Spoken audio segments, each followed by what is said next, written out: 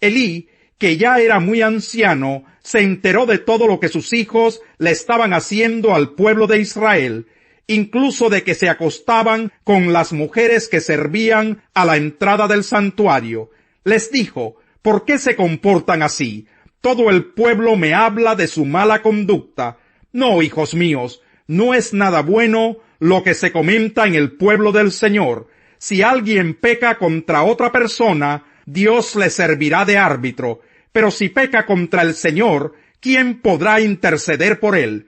No obstante, ellos no le hicieron caso a la advertencia de su padre, pues la voluntad del Señor era quitarles la vida. Por su parte, el niño Samuel seguía creciendo y ganándose el aprecio del Señor y de la gente. Un hombre de Dios fue a ver a Elí y le dijo: así dice el Señor, bien sabes que yo me manifesté a tus antepasados cuando estaban en Egipto bajo el poder del faraón. De entre todas las tribus de Israel, escogí a Aarón para que fuera mi sacerdote, es decir, para que en mi presencia se acercara a mi altar, quemara el incienso y se pusiera el efod. Además, a su familia le concedí las ofrendas que los israelitas queman en mi honor. ¿Por qué pues tratan ustedes con tanto desprecio los sacrificios y ofrendas que yo he ordenado que me traigan? ¿Por qué honras a tus hijos más que a mí y los engordas con lo mejor de todas las ofrendas de mi pueblo Israel? Por cuanto has hecho esto, de ninguna manera permitiré que tus parientes me sirvan, aun cuando yo había prometido que toda tu familia, tanto tus antepasados como tus descendientes, me servirían siempre. Yo, el Señor Dios de Israel, lo afirmo. Yo honro a los que me honran y humillo a los que me desprecian. En efecto, se acerca el día en que acabaré con tu poder y con el de tu familia. Ninguno de tus descendientes llegará a viejo. Mirarás con envidia el bien que se le hará a Israel, y ninguno de tus descendientes llegará a viejo.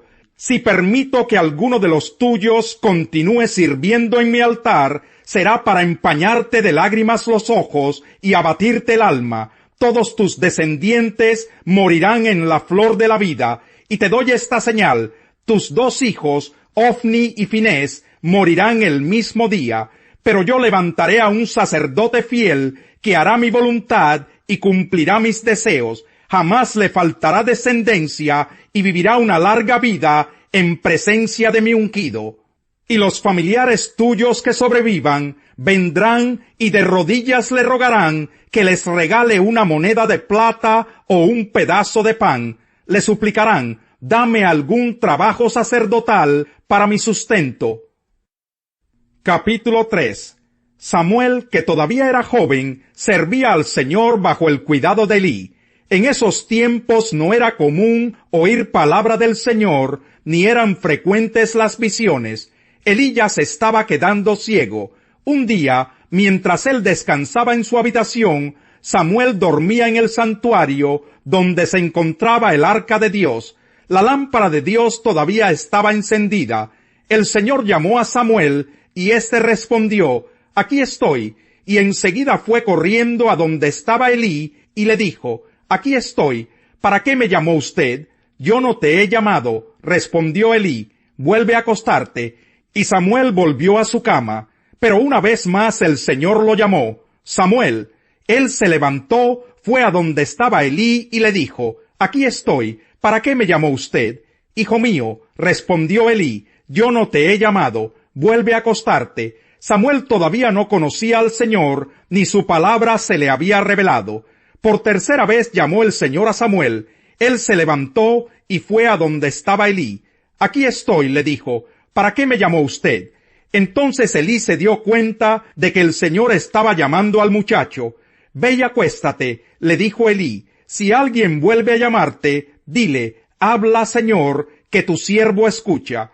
Así que Samuel se fue y se acostó en su cama. Entonces el Señor se le acercó y lo llamó de nuevo. Samuel, Samuel. Habla, que tu siervo escucha, respondió Samuel. Mira, le dijo el Señor, estoy por hacer en Israel algo que a todo el que lo oiga le quedará retumbando en los oídos. ese día llevaré a cabo todo lo que he anunciado en contra de Elí y su familia. Ya le dije que por la maldad de sus hijos he condenado a su familia para siempre. Él sabía que estaban blasfemando contra Dios y sin embargo no los refrenó. Por lo tanto, hago este juramento en contra de su familia. Ningún sacrificio ni ofrenda podrá expiar jamás el pecado de la familia de Elí. Samuel se acostó y a la mañana siguiente abrió las puertas de la casa del Señor, pero no se atrevía a contarle a Elí la visión. Así que Elí tuvo que llamarlo. Samuel, hijo mío. Aquí estoy, respondió Samuel.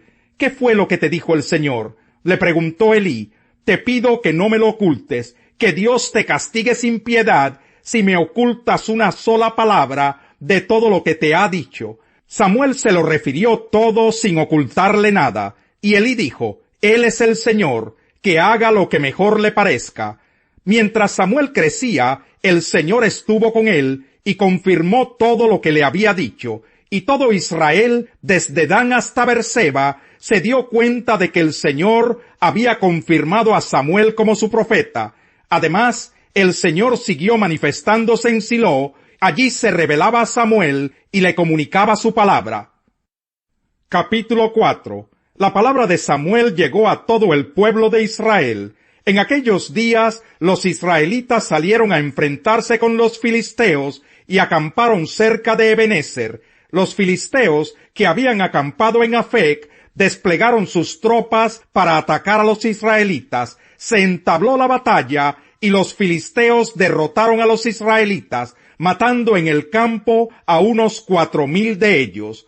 Cuando el ejército regresó al campamento, los ancianos de Israel dijeron, ¿por qué nos ha derrotado hoy el Señor por medio de los filisteos? Traigamos el arca del pacto del Señor que está en Silo para que nos acompañe y nos salve del poder de nuestros enemigos. Así que enviaron un destacamento a Silo para sacar de allá el arca del pacto del Señor Todopoderoso, que reina entre los querubines. Los dos hijos de Elí, Ofni y Finés, estaban a cargo del arca del pacto de Dios. Cuando ésta llegó al campamento, los israelitas empezaron a gritar de tal manera que la tierra temblaba. Los filisteos oyeron el griterío y preguntaron, ¿a qué viene tanto alboroto en el campamento hebreo? Y al oír que el arca del Señor había llegado al campamento, los filisteos se acobardaron y dijeron, Dios ha entrado en el campamento. ¡Ay de nosotros, que nunca nos ha pasado algo así! ¡Ay de nosotros! ¿Quién nos va a librar de las manos de dioses tan poderosos que en el desierto hirieron a los egipcios con toda clase de plagas?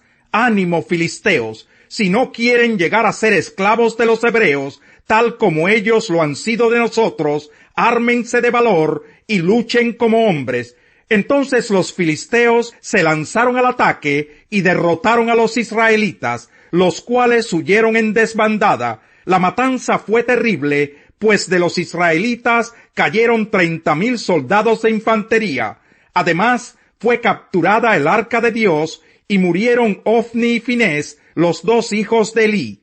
Un soldado que pertenecía a la tribu de Benjamín salió corriendo del frente de batalla, y ese mismo día llegó a Silo con la ropa hecha pedazos y la cabeza cubierta de polvo. Allí se encontraba Elí, sentado en su silla y vigilando el camino, pues su corazón le temblaba solo de pensar en el arca de Dios. Cuando el soldado entró en el pueblo y contó lo que había sucedido, todos se pusieron a gritar. ¿A qué viene tanto alboroto?, preguntó Elí al oír el griterío. El hombre corrió para darle la noticia. Elí ya tenía 98 años y sus ojos ni se movían, de modo que no podía ver. Vengo del frente de batalla, le dijo a Elí. Huí de las filas hoy mismo. ¿Qué pasó, hijo mío?, preguntó Elí. Los israelitas han huido ante los filisteos, respondió el mensajero. El ejército ha sufrido una derrota terrible. Además, tus dos hijos, Ofni y Finés, han muerto, y el arca de Dios ha sido capturada. Solamente de oír mencionar el arca de Dios, Elí se fue de espaldas, cayéndose de la silla junto a la puerta. como era viejo y pesaba mucho, se rompió la nuca y murió. Durante 40 años había dirigido al pueblo de Israel. Su nuera, la esposa de Finés, estaba embarazada y próxima a dar a luz. Cuando supo que el arca de Dios había sido capturada y que tanto su suegro como su esposo habían muerto, le vinieron los dolores de parto y tuvo un alumbramiento muy difícil. Al verla agonizante, las parteras que la atendían le dijeron: «Anímate, que has dado a luz un niño». Ella no respondió, ni siquiera les hizo caso, pero por causa de la captura del arca de Dios y por la muerte de su suegro y de su esposo, le puso al niño el nombre de Icabod, para indicar que la gloria de Israel había sido desterrada. Exclamó: «Se han llevado la gloria de Israel. El arca de Dios ha sido capturada». Ciertamente les aseguro que el que oye mi palabra y cree al que me envió, tiene vida eterna y no será juzgado, sino que ha pasado de la muerte a la vida. Ciertamente les aseguro que ya viene la hora, y ha llegado ya, en que los muertos oirán la voz del Hijo de Dios, y los que la oigan vivirán. Porque así como el Padre tiene vida en sí mismo, así también ha concedido al Hijo el tener vida en sí mismo, y le ha dado autoridad para juzgar, puesto que es el Hijo del Hombre. No se asombren de esto, porque viene la hora en que todos los que están en los sepulcros oirán su voz, y saldrán de allí. Los que han hecho el bien resucitarán para tener vida, pero los que han practicado el mal resucitarán para ser juzgados. Yo no puedo hacer nada por mi propia cuenta. Juzgo solo según lo que oigo, y mi juicio es justo, pues no busco hacer mi propia voluntad, sino cumplir la voluntad del que me envió. Si yo testifico en mi favor, ese testimonio no es válido. Otro es el que testifica en mi favor, y me consta que es válido el testimonio que él da de mí. Ustedes enviaron a preguntarle a Juan, y él dio un testimonio válido. Y no es que acepte yo el testimonio de un hombre, más bien lo menciono para que ustedes sean salvos. Juan era una lámpara encendida y brillante, y ustedes decidieron disfrutar de su luz por algún tiempo. El testimonio con que yo cuento tiene más peso que el de Juan, porque esa misma tarea que el Padre me ha encomendado que lleve a cabo y que estoy haciendo es la que testifica que el Padre me ha enviado. Y el Padre mismo que me envió ha testificado en mi favor. Ustedes nunca han oído su voz ni visto su figura, ni vive su palabra en ustedes, porque no creen en aquel a quien él envió. Ustedes estudian con diligencia las Escrituras, porque piensan que en ellas hallan la vida eterna, y son ellas las que dan testimonio en mi favor. Sin embargo, ustedes no quieren venir a mí para tener esa vida. La gloria humana no la acepto, pero a ustedes los conozco, y sé que no aman realmente a Dios. Yo he venido en nombre de mi Padre, y ustedes no me aceptan. Pero si otro viniera por su propia cuenta, a ese sí lo aceptarían. ¿Cómo va a ser posible que ustedes crean si unos a otros se rinden gloria, pero no buscan la gloria que viene del Dios único? Pero no piensen que yo voy a acusarlos delante del Padre. Quien los va a acusar es Moisés, en quien tienen puesta su esperanza. Si le creyeran a Moisés, me creerían a mí, porque de mí escribió él. Pero si no creen lo que él escribió, ¿cómo van a creer mis palabras? Salmo 106. Aleluya, alabado sea el Señor. Den gracias al Señor, porque Él es bueno. Su gran amor perdura para siempre. ¿Quién puede proclamar las proezas del Señor, o expresar toda su alabanza? Dichosos los que practican la justicia, y hacen siempre lo que es justo. Recuérdame, Señor, cuando te compadezcas de tu pueblo. Ven en mi ayuda el día de tu salvación. Hazme disfrutar del bienestar de tus escogidos, participar de la alegría de tu pueblo y expresar mis alabanzas con tu heredad. Hemos pecado lo mismo que nuestros padres. Hemos hecho lo malo y actuado con iniquidad.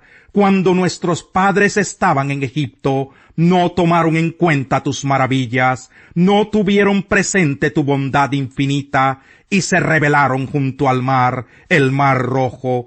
Pero Dios los salvó, haciendo honor a su nombre, para mostrar su gran poder. Reprendió al mar rojo, y éste quedó seco. Los condujo por las profundidades del mar, como si cruzaran el desierto. Los salvó del poder de sus enemigos, del poder de quienes los odiaban. Las aguas envolvieron a sus adversarios, y ninguno de estos quedó con vida. Entonces ellos creyeron en sus promesas, y le entonaron alabanza. El corazón tranquilo da vida al cuerpo, pero la envidia corroe los huesos. El que oprime al pobre ofende a su Creador, pero honra a Dios quien se apiada del necesitado.